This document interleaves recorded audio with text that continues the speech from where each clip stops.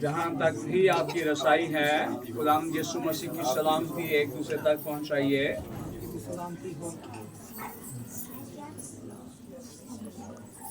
ईद क़यामतुल मसीह आप सबको बहुत बहुत मुबारक हो।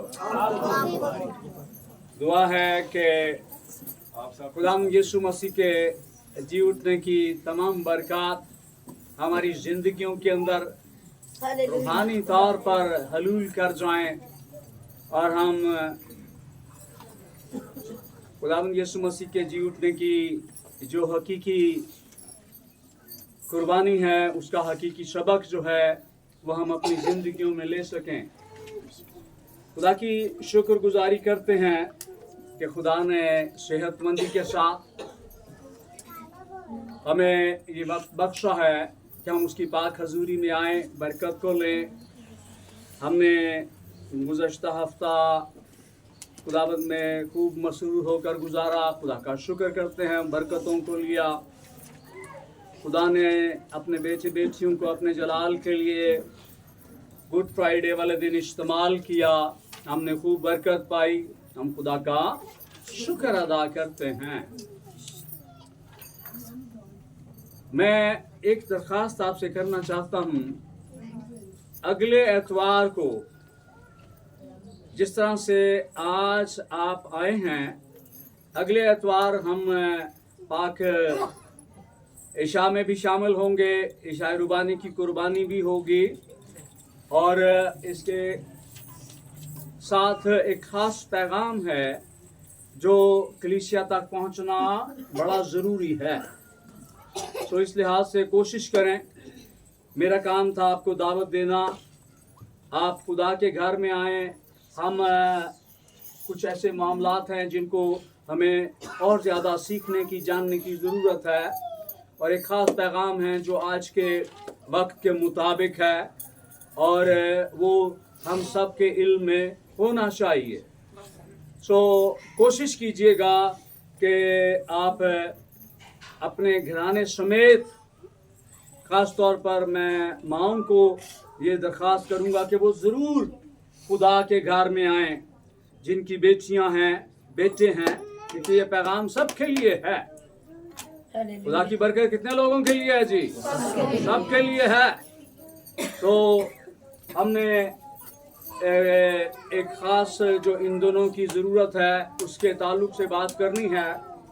तो अच्छा होगा कि अगर आप सब खुदा के घर में अगले हफ्ते यानी अगले संडे हम सब खुदा की हजूरी में आ सकें और बरकत पा सकें। हालेलुया जी। आइए खुदा के कलाम की तरफ रजू करेंगे। यूहन्ना की अंजील उसका 10वां बाब मेरे साथ देखिए। खुदा के कलाम को अपनी ज़िंदगी में लेंगे। जिनके पास पाक बाइबल है वो देखें और जिनके पास नहीं है वो सुने। खुदा का कलाम जो हमेशा मेरे और आपके लिए राहबरी और रहनुमाई का वसीला है और खुदा का कलाम जो है हमेशा यकसा रहता है। कलाम खुदा में यूहन्ना की अंजील उसका 10वां बाब और आयत नंबर 10 से मैं आपके सामने पढ़ूंगा। बड़े ध्यान से खुदा की आवाज़ को लीजिएगा। खुदा के कलाम में खुदावंद यीशु मसीह के अल्फाज जो मैं आपके सामने रखने वाला हूँ। खुदावंद यीशु ने फरमाया, चोर नहीं आता मगर चुराने और मार डालने और हलाक करने को। मैं इसलिए आया कि वो जिंदगी पाए और कितनी पाए? कसरत से पाए। अच्छा चरवाहा मैं हूँ। अच्छा चरवाहा भेड़ों के लिए अपनी जान देता है। खुदावंद यीशु मसीह के ये सुनहरी अल्फाज आज खुदावंद यीशु मसीह के तमाम अल्फाज सुनहरी हैं। वो हमारे लिए मशाल राह हैं जिनसे हम सीखते हैं। हम अपनी जिंदगी को बारौनक करते हैं। हम अपनी जिंदगी को उस्तवार करते हैं। हम जिंदगी गुजारने के ढंग सीखते हैं और फिर आगे बढ़ते हैं। खुदावंद यीशु मसीह ने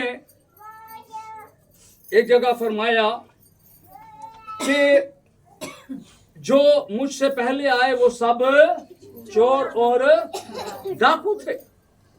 अब इसका ये कतन मतलब नहीं है ये कि जो खुदावंद यीशु मसीह से पहले पैगंबर आए उन्होंने अपने हिस्से का काम जरूर किया, लेकिन ये अल्फाज जाहिर करते हैं कि जो काम उनके सपुर्द किया गया शायद वो उस तरह से नहीं कर सके जिस तरह से उन्हें करना चाहिए था। और इसके लिए फिर ये हुआ कि खुदा का इकलौता बेटा मेरा और आपका नजात देने वाला मसीहा आज खुद आया। उनकी जिंदगियों के अंदर जो पहले पैगंबर थे, जो पहले नबी आए, जो पहले खुदा की बात को लेकर आए, वो कहीं ना कहीं उनकी खिदमत में कोई सुकन था, कोई कमजोरी थी। अगर वो कमजोरी ना होती, अगर वो काम पूरा कर लेते तो यकीनन खुदावंद यीशु मसीह को आने की जरूरत न पड़ती। लेकिन जो काम, जो गलती, जो गुनाह हमसे सरजर्द हो गया, उसका कफारा देने के लिए चोर डाकू कभी अपना काम पूरा नहीं कर सकते। उसके लिए एक नेकोकार की जरूरत थी। खुदावंद यीशु के मुतालिक कहा जाता है कि वो खुदा का, यूहन्ना ने क्या कहा, वो देखो खुदा का बर्रा जो जहान का गुनाह उठा लिए जाता। वो सारे जहान का, अब बर्रा का जो मतलब, बर्रा जो है ये असल में अरबी लफ्ज है, अरबी जुबान का लफ्ज है। और बर्रा का जो मतलब है वो है नेकोकार। नेकी जिसके अंदर है, जो नेकियां रखता है, जो नेकियों का बानी है, वो नेक काम करने वाला। सो नजात के इस पैगाम को, नजात के इस इंतजाम को, नजात के इस प्लान को मुकम्मल करने के लिए चोर और डाकू नहीं बल्कि नेकोकार की जरूरत थी। खुदावंद यीशु मसीह ने ये जो अल्फाज अभी हमने पढ़े कि चोर नहीं आता मगर चुराने और मार डालने, और आगे इससे भी खतरनाक बात है हलाक करने के लिए। इसके बाद कोई मौका नहीं है। लेकिन खुशखबरी क्या है? खुशखबरी ये है, मैं इसलिए आया, खुदावंद यीशु मसीह जिंदगी देने के लिए नहीं आया। कैसी जिंदगी देने के लिए आया? हाँ, वो कसरत की जिंदगी, बहुतात की जिंदगी, एवरलास्टिंग लाइफ देने के लिए आया। Thank you Jesus. ऐसा कोई नहीं गुजरा जिसने जान दी हो अच्छा चरवाहा मैं हूं। इसका मतलब है जो पहले चरवाहे थे वो चरवाहे तो थे, लेकिन वो अच्छा चरवाहे नहीं थे। खुदावंद यीशु मसीह ने के नाम के साथ अच्छा चरवाहा, गुड शेपर्ड, खुदावंद यीशु मसीह आया। और उससे पहले दाऊद ने गवाही दी, खुदावंद मेरा चौपान है। हालेलुया। खुदावंद यीशु ने कहा अच्छा चरवाहा मैं हूं। अच्छा चरवाहा क्या करता है? वो भेड़िए को देखकर, वो शेर को देखकर, वो जंगली दरिंदे को देखकर भेड़ों को अकेला छोड़कर नहीं भागता है। वो ठहर जाता है, वो सामना करता है और फिर वो अपनी जान भी दे देता है।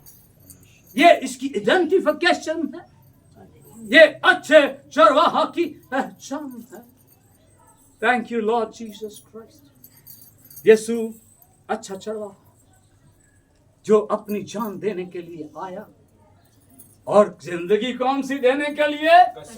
कसरत की जिंदगी देने के लिए। खुदावंद यीशु मसीह की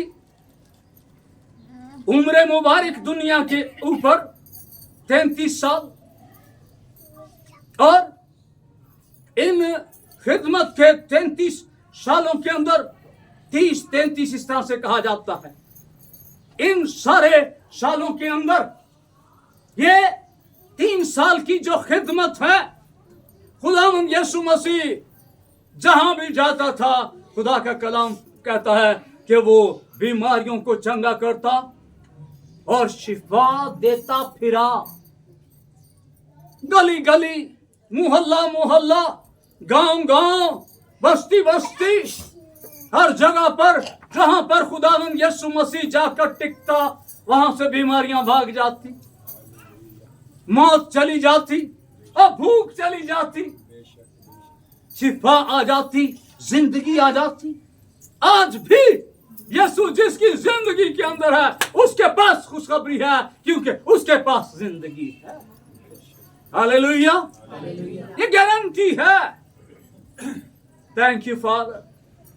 खुदावंद यीशु मसीह ने यह सिलसिला, कई होता है ना जी, हाँ जी बस जी काम मुक गया, मूसा का काम मुक गया, खुदा ने क्या कहा, चला भाई मूसे आ जा, काम मुक गया।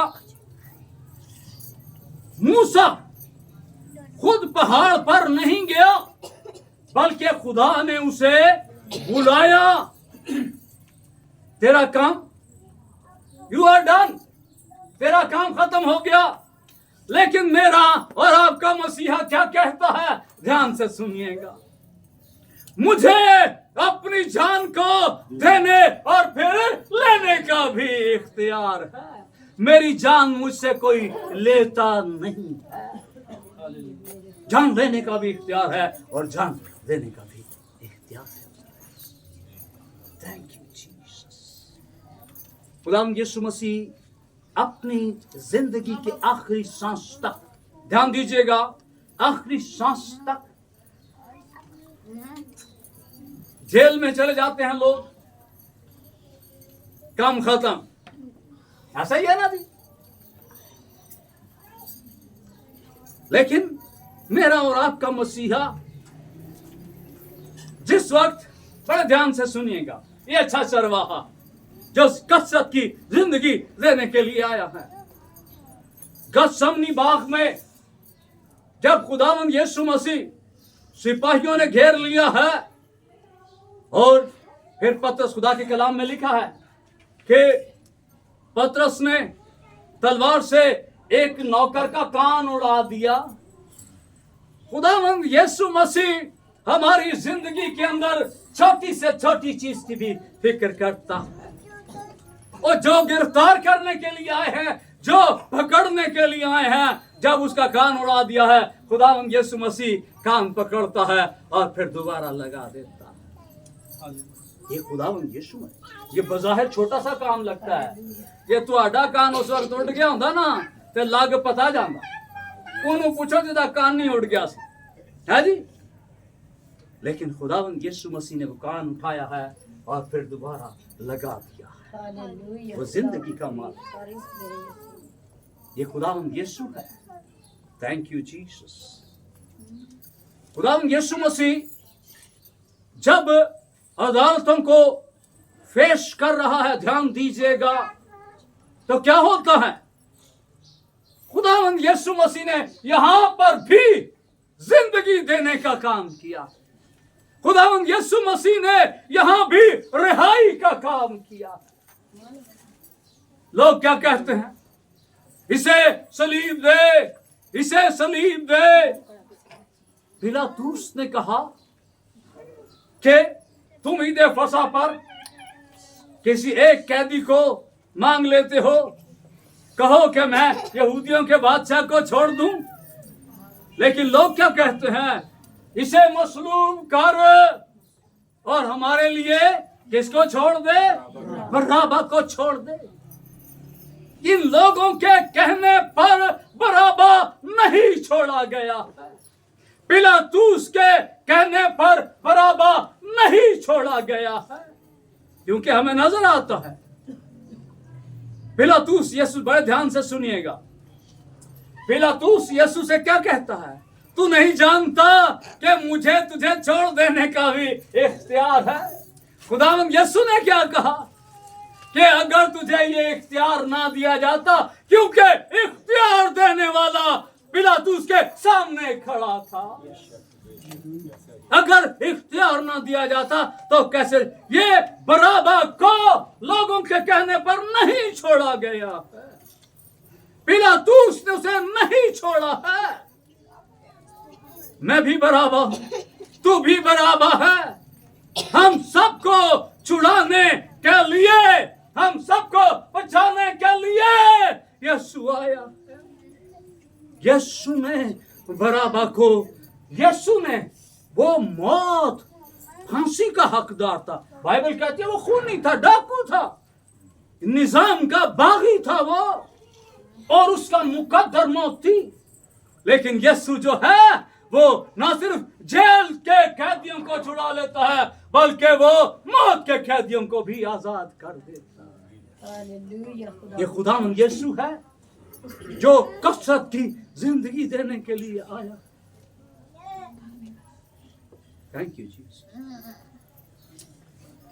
सिलसिला रुकता नहीं है, वो आज भी तेरी मेरी शिफात कर रहा है। अगर हमसे को खता हो जाए ना, तो आसमान पर कोई और नहीं है, तेरा और मेरा मसीहा है जो हमारी शिफात करता है। Thank you Lord Jesus Christ. खुदावंद यीशु मसीह जख्मों से चूर है, कांटों का ताज है,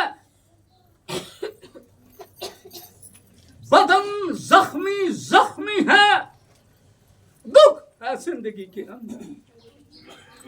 लेकिन खुदा यीशु क्या कहता है? ए बाप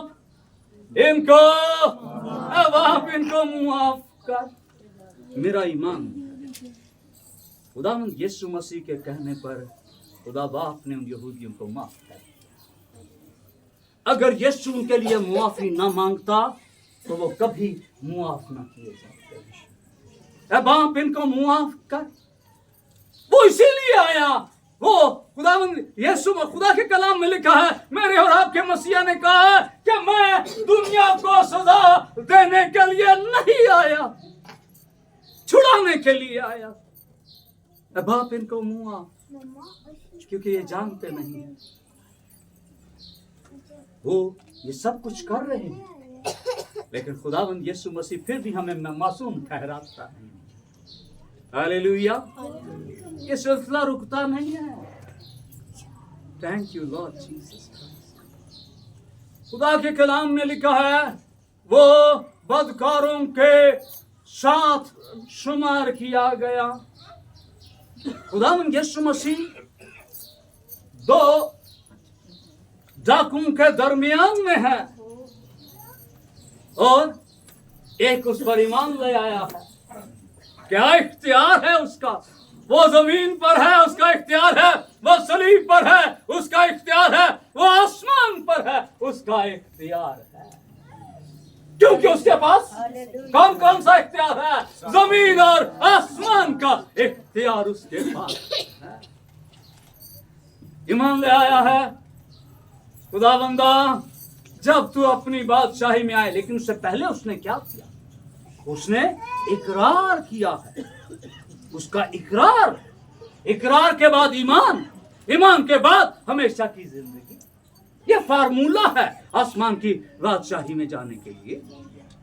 ये तरतीब है खुदा की बादशाही में दाखिल होने के लिए। गुनाहों का इकरार करें, यीशु पर ईमान लाएं, टिकटां लग गईयां। हालेलुया। आसमान की बादशाही में दाखिल होने का ये जरिया है मेरा और आपका मसीहा। ईमान लेकर आया है, जब तू ऐ खुदावंद, जब तू अपनी बादशाही में आए तो मुझे याद करना। खुदावंद यीशु ने क्या कहा है? और क्या चाहिए, और क्या चाहिए? जिंदगी गुनाहों से लदी हुई है, मैली कुचैली है, सारी जिंदगी गुनाह किए है। जिंदगी के आखिरी लम्हा पर यीशु पर ईमान लाए हैं, वही तांदे बुए खोल। खुदावंद यीशु ने क्या कहा कि इंतजार ना कर, कब तू मेरे साथ होगा, फौरन वो हर काम फौरन करता है। हाजी, यहाँ पर दुनिया के अंदर कई लोगों से हम सवाल करते हैं, कुछ चीज पूछ लेते हैं, कभी रुपया पैसा पूछ लेते हैं, कोई काम हमें पड़ जाता है किसी इंसान के साथ, तो फिर वो हमें वेटिंग लिस्ट में डाल देते हैं। क्या जी होता है ना? इस तरह से सोच कर बताएंगे, इंतजाम कर कर बताएंगे, फिर हम इंतजार करते रहते हैं। लेकिन आसमान पर जाने के लिए हमें इंतजार नहीं करना पड़ता, बल्कि सिर्फ उस पर ईमान लाने के बाद हमें गारंटी मिल जाती है, और फिर हमारे लिए आज ही तू मेरे साथ रही। Thank you Lord Jesus Christ. अजीजों, याद रखिए, एक बात है, जब तक हम अपनी, जिस तरह डाकू ने इकरार किया है, हम सब गुनाहगार हैं। यशायाह का सहीफा 53 बाब मेरे साथ देखिए। खुदा के कलाम में हमारी हालत का जिक्र है कि यीशु को क्यों कुर्बान होना पड़ा, यीशु को क्यों ये दुख बर्दाश्त करना पड़ा। ये वो हालत है जिसकी हमें पहचान करनी है। जब तक ये पहचान हमारी जिंदगी के अंदर नहीं आएगी, उस वक्त तक हम कभी भी यीशु पर ईमान नहीं ला सकते। पहले तो देखें, हम अपने आप को कब धोते हैं जी? जब हम महसूस करते हैं कि हम मैले हैं, उसी वक्त है ना। फिर हमें पानी की जरूरत पड़ती है, अपने आप को वॉश करने की जरूरत पड़ती है, अपने आप को इंटरटेन करते हैं, मेकअप करते हैं, संवारते हैं। लेकिन उससे पहले आईना हमें बताता है कि हम क्या हैं। इसलिए बड़ा जरूरी है कि हमें अपनी हालतों का अंदाजा हो जाए।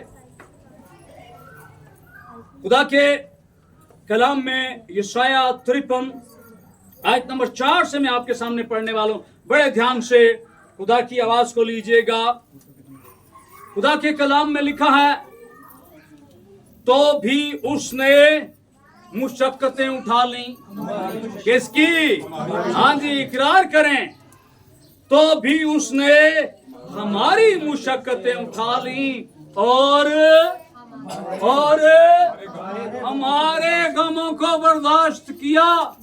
उस नेकोकार ने हमारी मुशक्कत उठाई है, उस नेकोकार ने हमारी गमगीनी उठाई है, हमारे गमों को बर्दाश्त किया। पर हमने उसे खुदा का मारा कूटा और सताया हुआ समझा। हालांकि बात वाज़ेह होती है, अपनी जिंदगियों पर गौर करें। हालांकि वो हमारी खताओं के सबब से घायल जख्मी किया गया, और जख्मी भी कोई ऐसा वैसा नहीं, घायल किया गया और हमारी बदकिरदारी के बायस कुचला गया। मेरी मुशक्कत, मेरे गम, मेरी खताएं यीशु ने अपने ऊपर ली हैं, हमारी ही सलामती के लिए। किसकी सलामती के लिए जी? यशायाह ये नहीं कहता क्योंकि ये नस्ल इंसानी का गुनाह है, यशायाह ये भी तो कह सकता था ना मेरी सलामती के लिए। नहीं, वो हम सब की सलामती के लिए, हमारी सलामती के लिए उस पर सियासत हुई, ताकि उसके मार खाने से हम क्या हो जाएं जी? हमें शिफा की जरूरत थी। हमें किस चीज के शिफा की जरूरत थी जी? रूहानी शिफा की, गुनाहों से शिफा की जरूरत थी। हम सब भेड़ों की मानिंद, कोई इधर कोई उधर, कोई शनाख्त नहीं, कोई पहचान नहीं, अंधेरों में भटकने वाले लोग, कोई मंजिल का तयन नहीं है, किधर जाना है, कोई आगे पीछे नहीं था हमारा। लेकिन फिर कोई आया और फिर वो आगे लग गया। किसके लिए? ताकि हम शिफा पाएं। हम में से हर एक अपनी राह को फिरा, पर खुदावंद ने हम सब की बदकिरदारी उस पर लादी। Thank you Jesus. जिस तरह से मैंने आपके सामने पहले रखा कि हम भेड़ों की मानिंद भटक गए। हम में से हर एक, कोई हरे दरख्त को पूजता है, कोई पहाड़ी को पूजता है, कोई बाल को पूजता है, कोई अस्तरात को पूजता है। Thank you Jesus. लेकिन उसकी क्या पाक मर्जी है कि हम सिर्फ उसे पूछें। किसी और ने मेरे और आपके लिए, हैरत की बात है, पता नहीं कलाम लोगों को समझ नहीं आता कि किसी पहाड़ी ने मेरे लिए फिदिया नहीं दिया, किसी नबी ने मेरे लिए फिदिया नहीं दिया, किसी कब्र ने, किसी मिजार ने मेरे लिए फिदिया नहीं दिया। उनको तो जो कब्रों में है, जो पहाड़ियों के मालिक हैं, उनको तो खुद जरूरत थी, और उसने ये काम किया, हमारी बात किरदारी। याद रखिए, इस बात को जब तक हम नहीं समझेंगे ना, जब तक बीमारी डायग्नोस नहीं होती, बीमारी की तशखीस ना हो, इलाज हो सकता है जी? इलाज नहीं हो सकता। इलाज मौजूद है, इलाज मौजूद है, लेकिन पहले बीमारी का जानना जरूरी है। यशायाह इस मामले में हमारी रहनुमाई करता है कि हमारी खताएं, हमारे गम, हमारी बदकिरदारियां, वो उस खुदावंद यीशु मसीह ने अपने ऊपर ली हैं। ये हमारी हालत है। Thank you Lord Jesus Christ. हमारी हालत को बदलने के लिए थैंक यू जीसस, खुदा ने इलाज किया, इलाज भी है। Thank you Lord. आयत नंबर 7 पे देखिए जरा। वो सताया गया तो भी उसने क्या किया जी? बर्दाश्त की और मुंह ना खोला।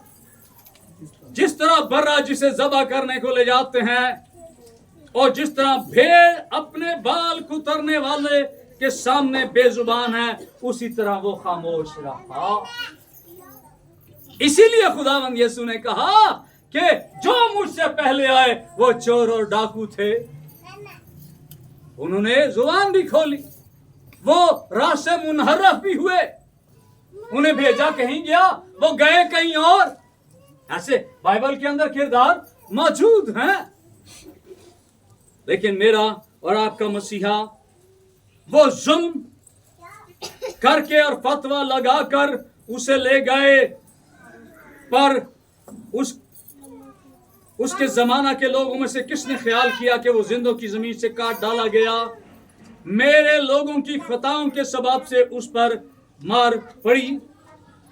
उसकी कब्र भी शरीरों के दरमियान ठहराई गई, और वो अपनी मौत में दौलतमंदों के साथ हुआ, हालांकि उसने किसी तरह का जुल्म ना किया था। ये खुदावंद यीशु मसीह है। खुदावंद यीशु मसीह को जिस कब्र में रखा गया,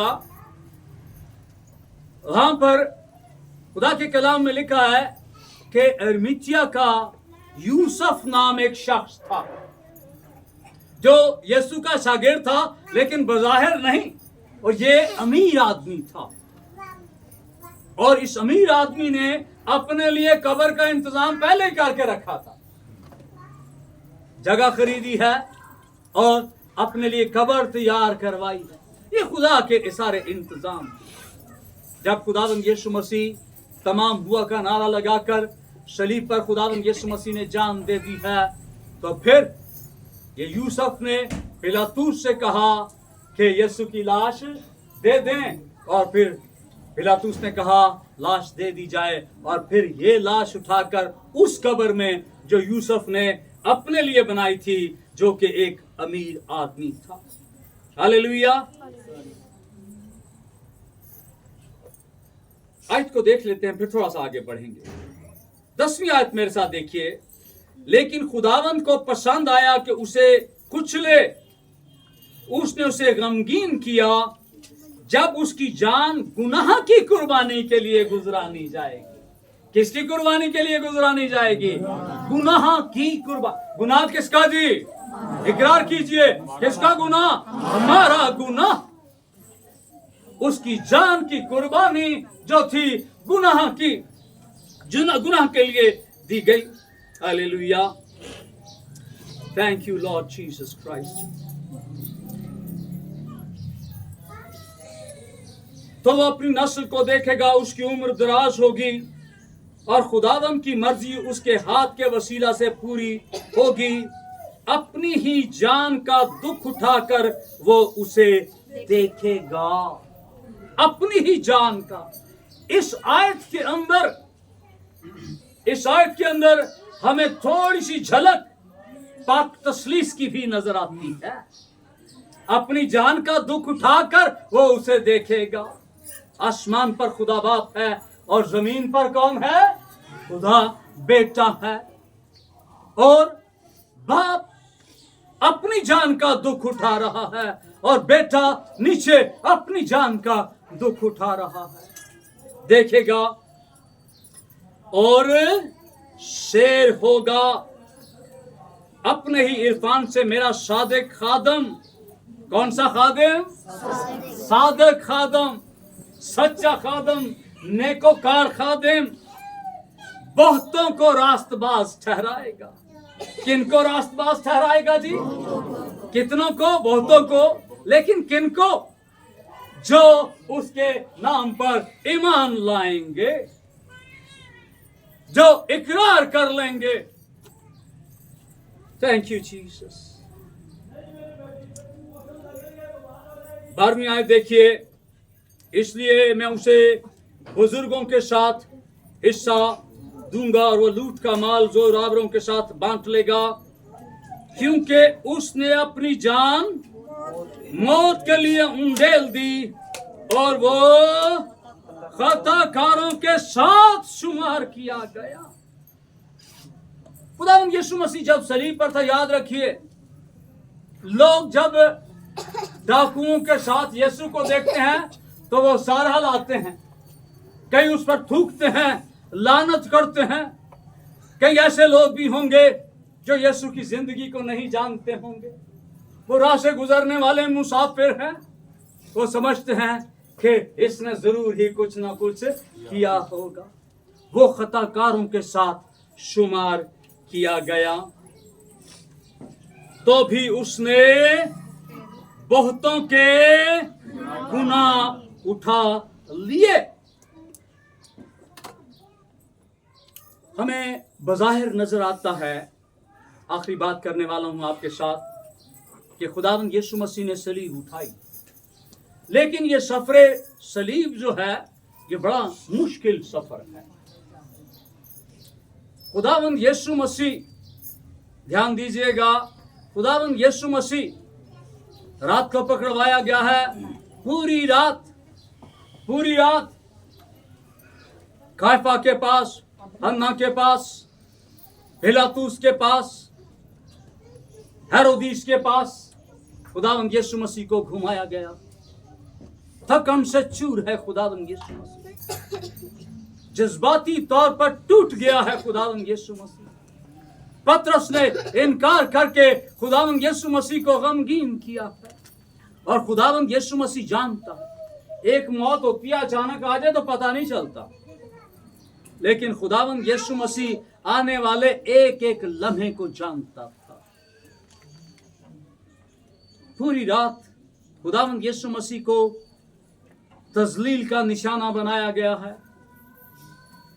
वो कोड़े जो हैं, अगर हम उनकी तस्वीर देखें तो वो कोड़े, थैंक यू लॉर्ड, चमड़ा, चमड़े की बहुत सारी शाखें, सिर्फ एक मुट्ठी चमड़े की बहुत सारी शाखें, और उन शाखों के अंदर चमड़ा, और चमड़ों के अंदर, चमड़े के अंदर घर बने हुए हैं मुख्तलिफ शाखों में, उनमें लोहे के पीसेस, नोकेले, शीशा, और वो बहुत सी उसकी शाखें होती थी। और कहते हैं कि जब वो एक घोड़ा पड़ता था और जब वो खींचा जाता था तो वो अपने साथ गोश्त भी लेकर आता। हर घोड़े पर खुदावंद यीशु मसीह की शिकार को आप समझ सकते हैं। खुदावंद यीशु मसीह इंसानी बदन रखता था, घसीटा गया है उससे। खुदावंद यीशु ने क्यों कहा मैं प्यासा हूं? क्योंकि वो इंसानी बदन रखता है। सारी रात कुछ खाने को नहीं दिया गया है, कुछ पीने को नहीं दिया गया। खुदावंद यीशु मसीह के कपड़े उतार कर उसे लहू लुहान किया गया, और फिर जब कपड़े पहनाते हैं फिर मारते हैं, और फिर जब कपड़े उतारे जाते हैं, कभी आपको याद होगा, आप कितने लोगों को कभी चोट लगी है जी? काफी लोगों को लगती है। जब हम उस पर ड्रेसिंग कर देते हैं और जब उसको उतारा जाता है तो कई दफा हमारे मुंह से सिसकियां निकलती हैं। हाँ, खुदावंद यीशु मसीह के कपड़े खून के साथ चिपक गए बदन के साथ, और फिर वहां पर कोई रिश्तेदार नहीं था जो कहता यार आहिस्ता आहिस्ता कर लो। नो, वो सारे दरिंदे थे, वो सारे कातल थे, तमाशबीन थे। वो खींच के उसके बदन से कपड़े उतारे गए, और जब कपड़े उतारे गए हैं तो फिर वो जख्म जो है वो दोबारा ताज़ा हो जाते हैं। फिर एक वजनी सलीब खुदावंद यीशु मसीह ने उठाई है, और फिर सारे शहर में घूमता हुआ एक पहाड़ पर खुदावंद यीशु अपनी सलीब उठा के गया है। वो वहाँ पर लिखा है एक मददगार भी हुआ है, लेकिन उसके बाद वो सलीब जो है जब उस खोपड़ी के मकाम पर गई है, ध्यान दीजिएगा, तो तकरीबन 9-9 इंच का कील, बड़ा ध्यान दीजिएगा, उसने मेरे और आपके दुखों को बर्दाश्त किया है। आमतौर पर कई दफा ऐसा होता था कि लकड़ी के साथ हाथ बांध दिए जाते थे, लेकिन खुदावंद यीशु मसीह के साथ ये इम्तियाजी सलूक किया गया कि हाथों में और पाँव में कील, दोनों पाँव ऐसे हैं और कील। कभी आपके पाँव में कील लग गई हो तो आपको अंदाजा होगा कि उसकी दुखन कैसी होती है। और फिर याद रखें, खुदावंद यीशु मसीह जब सलीब पर है, तो जब उन्होंने सलीब उठाई है, बड़ा ध्यान दीजिएगा इस बात पर, जब वो सलीब पहले जमीन पर है, उन्होंने खुदावंद यीशु मसीह को परो दिया है, और जब वो सलीब उठाई गई है तो पूरा बदन जो है वो एकदम इस तरह से खींच गया। अब वो किन पर है? वो कीलों के वजन पर है। वो सारा खुदावंद यीशु मसीह घंटों मेरे लिए और आपके लिए उस सलीब पर रहे हैं। लेकिन जिस तौर से मैंने आपके सामने रखा कि वो सलीब पर भी वो लोगों को किधर लेकर जा रहे हैं? बहेश्त में लेकर जा रहे हैं। Hallelujah, thank you Lord Jesus Christ. खुदावंद यीशु मसीह की ये कुर्बानी जो है ये हमेशा याद रखने वाली कुर्बानी।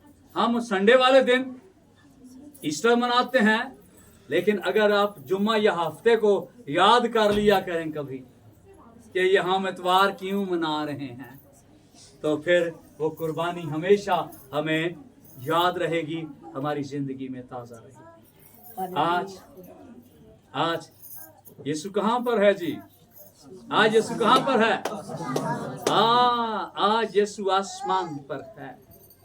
आइए खुशखबरी का हवाला देखेंगे, आखिरी हवाला लूका की अंजील, थैंक यू जीसस, उसका 24वां बाब मेरे साथ देखिए। बड़ा खूबसूरत हवाला है। खुशखबरी लीजिए, शादमान हो जाइए, खुश हो जाइए। Thank you Jesus. लूका की अंजील 24वां बाब आयत नंबर 1 से मैं आपके सामने पढ़ने वाला हूं। सब्त के दिन तो उन्होंने हुक्म के मुताबिक आराम किया, क्योंकि सब्त वाले दिन वो कब्रिस्तान नहीं जाते हैं। लेकिन हफ्ता के पहले दिन, हफ्ते का पहला दिन कौन सा है जी? संडे। हफ्ते के पहले दिन वो सुबह सवेरे ही उन खुशबूदार चीजों को जो तैयार की थी लेकर कब्र पर आई, और पत्थर को कब्र पर से लुढ़का हुआ पाया, मगर अंदर जाकर खुदावंद यीशु की लाश न पाई। और ऐसा हुआ कि जब वो इस बात से हैरान थी, ये हैरान कौन बात थी?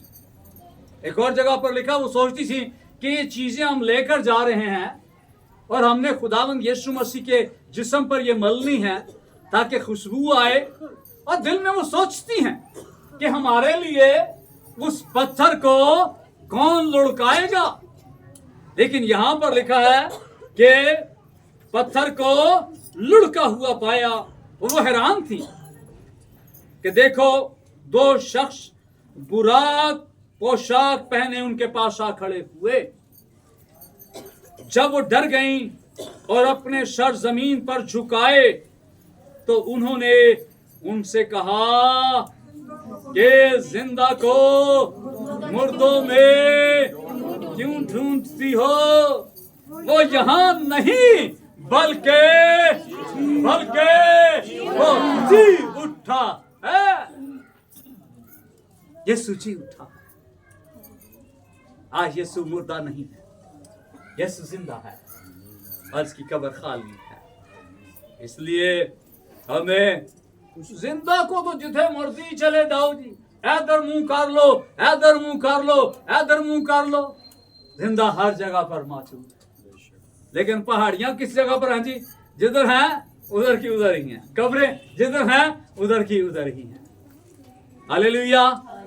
जिंदा को मुर्दों में तलाश न करो, क्योंकि वो यहाँ नहीं, वो जी जहां पर खुदावंद यीशु मसीह की कब्र इस्राएल में वाक़े है, वो कब्र बाहर लिखा हुआ है, वो यहाँ नहीं है, वो यहाँ नहीं है। लोग सिर्फ उस कब्र को ज़ियारत करने के लिए जाते हैं, वो यीशु को वहां सजदा करने के लिए नहीं जाते हैं, क्योंकि वो वहां नहीं है, वो हर जगह पर है। हालेलुया। वो हर जगह पर है। वो जी उठा है। आज हम उसके जी उठने की खुशी मना रहे हैं। Thank you Lord Jesus Christ. ये बात मैंने पहले भी कही है, दोबारा कर देता हूं। राह पूछना हुए, हाँ जी, तो कब्रिस्तान तक कोई नहीं जाएगा ना राह पूछने ले, क्यों जी? कोई एक तरफ लाश पड़ी है और एक तरफ एक जिंदा शख्स खड़ा है। ध्यान दीजिएगा, आपको कोई एड्रेस पूछना है, किससे पूछेंगे जी? किससे पूछेंगे? हाँ जी, मुर्दे से तो नहीं पूछेंगे ना, उनको अपनी नहीं पता। हाँ जी, वो सानू की दसेगा। लेकिन जिस पर हम ईमान रखते हैं उसकी कब्र खाली है, वो आसमानों पर आज भी जिंदा है। हालेलुया। ईस्टर आपको बहुत बहुत मुबारक।